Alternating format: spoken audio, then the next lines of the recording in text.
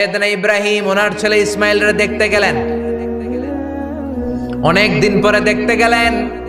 ওই দিন বাড়িতে সাইয়েদনা ইসমাইল বাড়িতে নাই, বনে গিয়েছে শিকার করার জন্য।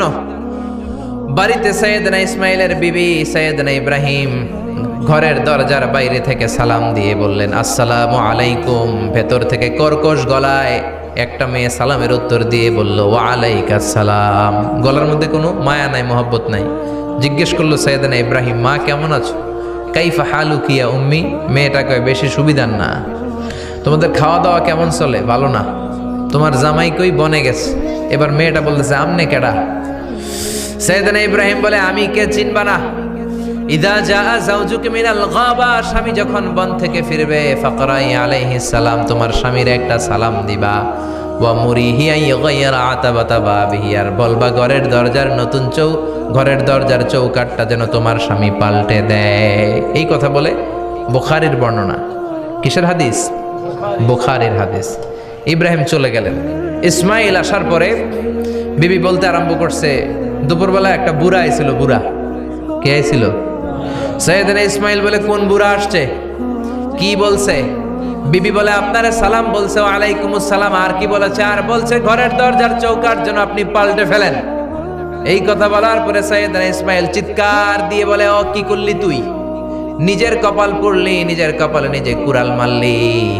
ও মিয়া, চোর বোঝে চোরের সিগনাল, পুলিশ বোঝে পুলিশের সিগনাল, নবী বোঝে নবীর সিগনাল। ঠিক কিনা? সাইয়েদনা ইব্রাহিম যা বলছে ইসমাইল আলাইহিস সালাম ধরে ফেলছে। ডেকে বললে, এটা বুড়া না, এটা তোর শ্বশুর। এইটা আমার বাবা ইব্রাহিম খলিল। আমার বাবা যা বলেছে, সিগন্যালটা তো গ্রিন সিগন্যাল না, এটা তো রেড সিগন্যাল। এটা তো বিপদ সংকেত। আমার বাবা যা বলেছে এর মানে হলো তোরে যেন আমি তালাক দেই। Get out, get out. I divorced you. তোরে তালাক দিয়ে দিলাম। বাবার খুশির জন্য তালাক দিয়ে দিস। আপনার আব্বাও যদি আপনার বউরে এমনি তালাক দিয়ে ফেলতে বলে, দিবেন নাকি? আবার দিয়া ফেলেন? দিয়েন না, মুসিবত আছে। আপনার বাবাও বাবা, সাইয়েদনা ইসমাইলের বাবা, ইব্রাহিমও বাবা। ঠিক কিনা? সাইয়েদনা ইব্রাহিম মন গড়া কথা বলতেন না, আকাশ থেকে ওহী আসলে বলতেন। এই জন্য আপনার বাবা যদি বলে বউরে তালাক দিয়েন না, খবরদার।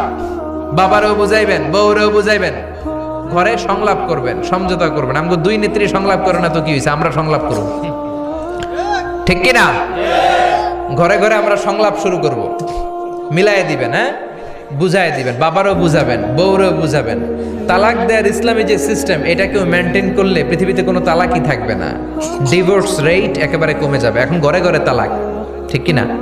তালাক দেওয়ার সিস্টেম হচ্ছে পঞ্চম স্টেপে যে তালাক, পঞ্চম ধাপে। প্রথম ধাপ হচ্ছে ফাইদুহুন্না। বউয়ের সাথে ঝগড়া হইলে ফাইদুহুন্না, বউরে কক্সবাজার বেড়াইতে নিয়ে যাও, বসুন্ধরায় শপিং করে দিবা, নানিরে লইয়া ঘুরতে যাবেন, যমুনা ফিউচার পার্কে নানিরে বেনারসি শাড়ি কিনা দিবেন, কসমেটিক্সের বক্স কিনা দিবেন। এই জন্য বললো ফাইদুহুন্না। বেপরদায় চললে ওয়াজ করবেন, নসিহত করবেন। এই জন্য বউয়ের সাথে যদি ঝগড়া হয় তালাক না, ইসলাম প্রথমে বলছে ফাইদুহুন্না, ওয়াজ করেন, বুঝান, ঘুরতে নিয়ে যান, শাড়ি কিনে দেন। এতেও যদি লাভ না হয়, ওয়াহজুরুহুন্না ফিল মাদাজি, বিছানা আলাদা করেন। বউ থাকবে এক ঘরে, আপনি থাকবেন আরেক ঘরে। হয়তো এই বিচ্ছেদের কারণে ভুল বোঝাবুঝি ভেঙে যাবে, স্ত্রী ফিরে আসবে। ঠিক কিনা? এতেও কাজ হয় না। তারপরে আল্লাহ বললেন ওয়াদ্রিবুহুন্না, এবার একটু শাসন করেন। ঘুরতে নিলেন, কাজ হয় না। শাড়ি কিনা দিলেন, কাজ হয় না। রোম আলাদা করলেন, এরপরও কাজ হয় না। এরপর ওয়াদ্রিবুহুন্না, শাসন করেন। অনেকে এটার অর্থ করে বউরে পিটাও না, পিটানো না। বিশ্বনবী কোনোদিন বউয়ের গায়ে হাত দেয় নাই। ঠিক কিনা? এই অদ্রিবুহুন্নার শাব্দিক অর্থ হলো পিটাও, কিন্তু পারিভাষিক অর্থ হলো স্ত্রীকে একটু শাসন করো। মুফাসসিররা এই আয়াতের তাফসীর করতে যে হয়রান হয়ে গেছে। অনেকে বলছে ছোট্ট কাঠি দিয়ে পিটাও, আর বলে এই কথা শোনো না কেন? দুইটা বাচ্চা হয়ে গেছে, 3টা সন্তান হয়েছে, এখন সংসার ভাঙতে চাও কেন? অনেক মুফাসসির বলে মেসওয়াক দিয়ে বাড়ি মারো আস্তে আস্তে। অনেক মুফাসসির কয় কোল বালিশ দিয়ে পিটাও, যাতে হাত পা না ভাঙে। ঠিক কি না? ওয়াদ্রিবুহুন্না, শাসন করো। শাসনও যখন কাজ হয় না, তারপরে আল্লাহ বললেন ফাবাআসু হাকামাম মিন আহলিহি হাকামাম মিন আহলিহা, উভয় পক্ষের মুরব্বীরা বসবে, মিলায় দেওয়ার চেষ্টা করবে। এতও কাজ হয় না। 4টা স্টেপ শেষ, পঞ্চম স্টেপে তালাক। তাও রাগের ছোট যে আমরা বলে দিই 3 তালাক, 22 তালাক, এভাবে না। তালাক 2 ধরনের, তালাক আর সুন্নি, তালাক আল বেদঈ। একটা সুন্নতি তালাক আর একটা বেদাতি তালাক। বেদাতি তালাক দেয়া যাবে না, সুন্নাতি তালাক দিবেন। মানে প্রতি মাসে একটা, আপনার বউয়ের যখন মাসিক হয় না, যখন পিরিয়ড হয় না, আপনার বউ যখন সুস্থ আছে, ক্লিন আছে, তখন এক তালাক। 1 মাসের মধ্যে ফিরে আনার সুযোগ আছে না নাই? 1 মাস পরে দিবেন দ্বিতীয় তালাক, দ্বিতীয় মাসেও ফিরে আনার সুযোগ আছে না নাই? ঘরে রাখবেন, হয়তো বিবিরে দেখে আপনার মনে ভালোবাসা জমবে, বিবির মন নরম হয়ে যাবে, বিবিকে ফিরে আনা যাবে। তৃতীয় মাসে 3 তালাক যখন দিবেন, আর ফিরে আনার সুযোগ নাই। এটাকে বলে আত-তালাক আল-বাইন আল-বাইনুনা। এরপরে আর ফিরে আনার সুযোগ নাই। এই প্রসিডিউরগুলো যদি মেনটেন করেন, তালাক হবে? তালাক হওয়ার সুযোগ আছে? এজন্য এগুলো মেনটেন করে তালাক দিবেন, ডিভোর্স রেট কমে যাবে। ওমরে ফারুকের জামানায় এক লোক তার স্ত্রীকে 100 তালাক দিছে। কয় তালাক? এরকম ডাকাত বাংলাদেশও আছে না নাই? 100 তালাক দিছে। এখন ওয়াইফ যে ওমরে ফারুককে বিচার দিছে, ওমরে ফারুক বললো তোমার হাজবেন্ডকে ডেকে আনো। ডেকে আনা হলো, কিরে কয় তালাক দিছস? কয় 100 তালাক। দিবি 3 তালাক, 100 তালাক দিছস কেন? কয় মেজাজ গরম আছিল। ওমরে ফারুক বলে ঠিক আছে, বিচার হলো 3 তালাকে তোর বউ তালাক, বাকি 97 তালাক এখন তোর পিঠে পড়বে। সুবহানাল্লাহ পড়েন। এরকম যদি মাইট দেওয়া যেত জায়গা মতো, সব তালাক বন্ধ হয়ে যেত। চিল্লায় বলেন ঠিক কি না? এজন্য আপনার বাবা যদি বলে ও বাবা তোর বউরে তালাক দে, তালাক দিবেন না, বুঝাবেন। বাবারেও বুঝান, বউরেও বুঝান, বরকত দিবে কে? সাইয়েদনা ইব্রাহিম বললেন ঘরের দরজার চৌকাঠ পাল্টে ফেলো। মনে আছে ঘটনা? না ভুলে গেছেন বোধহয়? তালাক দিয়ে দিলেন বিবিকে। নতুন সংসার শুরু হলো, আরেকটা বংশীয় নেককার মেয়েকে বিয়ে করলেন। 3 বছর পর সাইয়েদনা ইব্রাহিম আবার বেড়াতে আসলেন। আজকেও সাইয়েদনা ইসমাইল বাসায় নাই। সাইয়েদনা ইব্রাহিম সালাম দিলেন, আসসালামু আলাইক। এবার জাদুমাখা কণ্ঠে, কুকিল কণ্ঠে, মোলায়েম কণ্ঠের একটা মেয়ে ঘরের ভেতর থেকে বলে ওয়ালাইকুমুস সালাম। ওয়ালাইকুমুস সালাম। সাইয়েদনা ইব্রাহিম বললেন কাইফা হালুকি ইয়া উম্মি, মা কেমন আছো বলো বলো।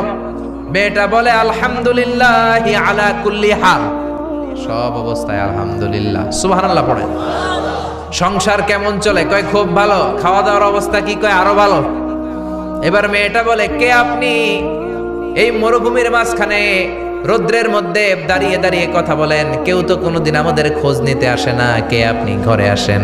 সাইয়েদনা ইব্রাহিম বলে না, আমার পরিচয় দিব না, ঘরেও আসবো না। মেয়েটা বলে আপনি যদি ঘরে না আসেন আমি কিন্তু রাগ করব। সুবহানাল্লাহ কোন। জোর করে ঘরে নিলেন, শরবত খাওয়ালেন, খেজুর খাওয়ালেন, রুটি খাওয়ালেন, মাংস খাওয়ালেন। সাইয়েদনা ইব্রাহিমও চোখের পানি ছেড়ে দোয়া করলেন, ও মিয়া এটাও মাইয়া আগেরটাও।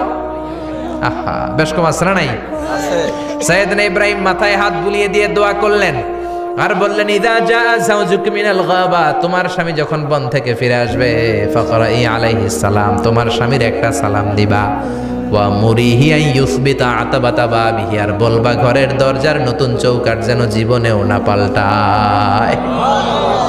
চলে গেলেন। ইসমাইল আসলেন। বেবি বলল নুরানি চেহারার এক আল্লাহর ওলির মতো মুরব্বী লোক আসছিল। মুরব্বী আসছে শুনে ইসমাইল তো ভয় পেয়ে গেলেন। কিরে, আগে তো একটা ঘটনা ঘটছে, ঠিক কিনা? কেমন আচরণ করেছিস বল। বিবি বলে আপনি ভয় পাবেন না, আমি খুব ভালো আচরণ করেছি, আপ্যায়ন করেছি। তিনিও খুশি হয়ে আমার মাথায় হাত বুলিয়ে দোয়া করে দিয়েছেন আর বলেছেন ঘরের দরজার নতুন চৌকাঠ যেন জীবনেও আপনি না পাল্টান। সুবহানাল্লাহ। সাইয়েদনা ইসমাইল বিবিকে জড়িয়ে ধরলেন। বিবিকে জড়িয়ে ধরে বললেন ও বিবি, তুই তো পরীক্ষায় গোল্ডেন এ প্লাস। কি এ প্লাস? যেই মুরব্বী লোকটা এসেছিল সাধারণ কোনো মানুষ নয়, তোমার শ্বশুর আমার বাবা ইব্রাহিম খালিল। আমার বাবা যেই কথা বলে গিয়েছেন, যে ইঙ্গিত দিয়েছেন, এটা তো গ্রিন সিগন্যাল। আমার বাবা বলেছেন তোমার যেন কোনোদিন তালাক না দেই, তোমার যেন ছেড়ে না দেই। এই যে তোমার হাতটা দুনিয়ার বুকে ধরলাম, জান্নাতে যেন তোমার হাত ধরে এই দুজনে জান্নাতে ঢুকে যায়। এজন্য বাবা মায়ের দোয়ার দরকার আছে না নাই? মায়ের দোয়ার চেয়ে বড় দোয়া আছে নাকি? জোরে বল।